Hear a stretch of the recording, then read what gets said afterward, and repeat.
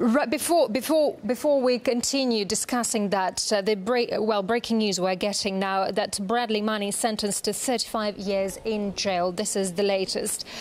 Well, here's the verdict. Yeah,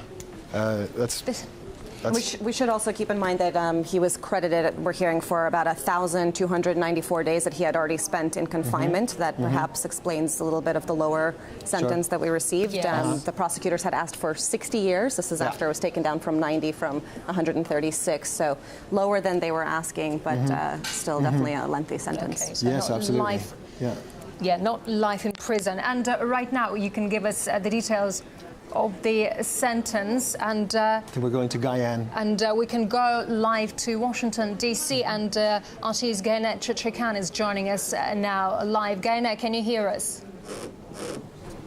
Yes, I can, Julia. Okay, hi. good. So hi there. So can you give us the details of this sentence and what's going on in court right now? Well, Julia, 35 years in jail. That's what Bradley Manning was sentenced to. Prosecution was asking for 60 years. The maximum sentence under the charges that he was convicted of was 90 years in jail. The sentence Manning has received will be reduced by more than 3 years because of the time that he has already spent in custody since his arrest in May 2010. A further 112 days will be deducted as part of a pretrial ruling in which the judge compensated Manning for the excessively harsh treatment that he endured during his detention, including long stretches of solitary confinement, sleep deprivation, and forced nudity, a treatment that the UN Special Rapporteur on Torture has condemned. The Manning prosecution was in many ways a show trial and part of a wider effort by the Obama administration to discourage officials from passing information to journalists. And nobody expected much leniency in his sentencing. So to many of his supporters, it's good news that Bradley Manning is not going to spend the rest of his life in prison. Prosecution has failed to prove that any harm was actually done to those who've been named in Manning's releases, and also the judge limited the admissibility of evidence regarding the so-called chilling effect Manning's actions had on U.S. diplomacy, and possibly the apology that Bradley Manning has recently made may have also affected the judge's decision. But 6 months ago, when Manning admitted to leaking most of the classified material, he offered more of a defense of his actions rather than an apology. He spoke of his shock at what he called was the delightful bloodlust displayed by U.S. military personnel in a video of a 2007 helicopter attack that killed a dozen people, including journalists. And at that time, he told the judge he believed that releasing classified material to stimulate a debate about wars in Iraq and Afghanistan was, quote, the right thing to do. And Manning was convicted of passing over around 700,000 documents to anti-secrecy website WikiLeaks, and he was found guilty of 20 counts, several under the Espionage Act, and but he was acquitted of the most serious charge of aiding the enemy. Gayane, what's likely to be the public reaction to this sentence? Well, many people support Bradley. I don't know. A lot of his supporters would say that anything,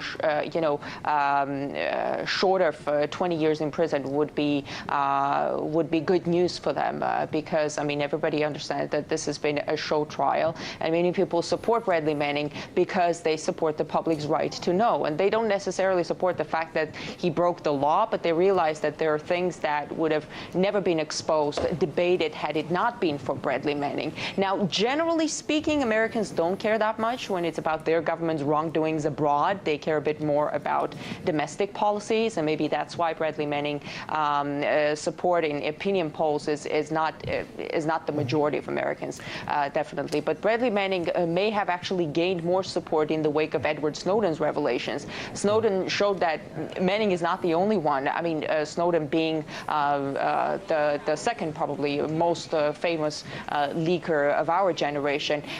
He showed that Manning is not the only one willing to sacrifice his career, his lifestyle, his freedom to start a debate on issues that matter. The government would be happy to sweep most of those issues under the rug. U.S. troops may have never left Iraq had the Iraqi government granted them immunity from prosecution, something that the Obama administration was trying to negotiate around the same time when Bradley Manning leaked all of those documents. President Obama would not have announced the review of NSA surveillance programs if it weren't for Edward Snowden.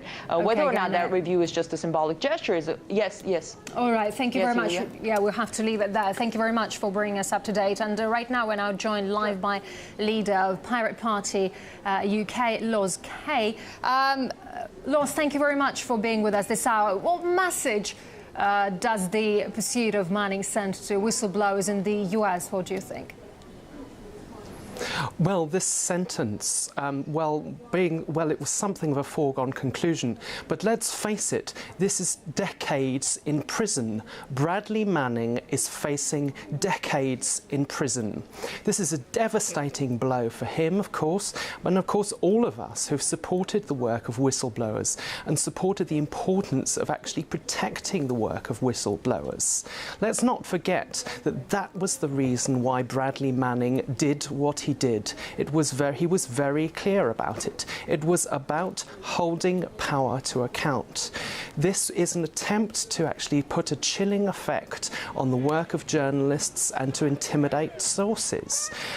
But nevertheless, I think what we've seen recently is that actually people are not willing to be intimidated. Hello. Manning isn't the first US whistleblower, of course, but the first one to get such harsh sentence. Why do you think? Well, I think it's absolutely about sending out a message.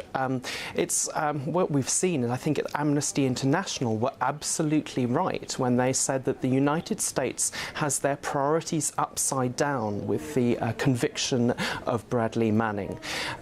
We can see that they're willing to subject us all to mass surveillance, but when it comes down to actually us trying to hold them to account, they actually try to squeeze out the people that will hold power to account. We have to ask ourselves, what kind of world is it that we are making now that we are actually willing to put people who expose war crimes in prison for longer than those who commit them? Bradley Manning, Edward Snowden and recent events with the Guardian newspaper being targeted for its coverage of surveillance. Should there be concern about a wider war on free speech? What do you think? Yes, absolutely. We can see that there is whistleblowers have been collateral damage in the attempt to actually close down information. But there's something altogether more malign going on now. We can see for example, in the way that the United Kingdom held David Miranda here, and actually the destruction of the hard drives in the Guardian newspaper.